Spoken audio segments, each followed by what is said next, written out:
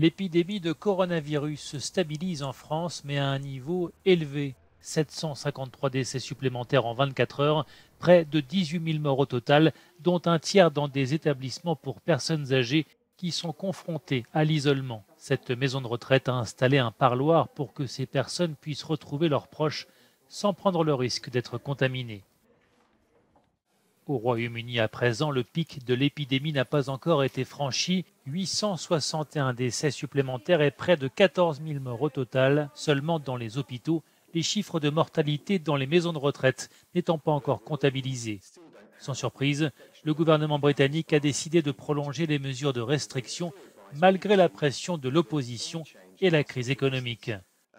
Une levée du confinement risquerait d'entraîner une augmentation significative de la propagation du virus, souligne Dominique Raab. Par conséquent, le gouvernement a décidé que les mesures de restriction actuelles resteront en place au moins pour les 3 prochaines semaines. Pour faire face à l'afflux de malades, un nouvel hôpital temporaire de 500 lits a été inauguré à Birmingham par le prince William.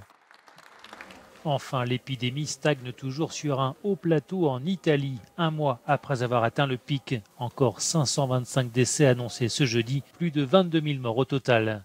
Les masques sont actuellement très prisés sur la péninsule, ce qui encourage les escroqueries. La police italienne a saisi 400 000 masques importés illégalement, destinés à être revendus à prix d'or sur le marché noir.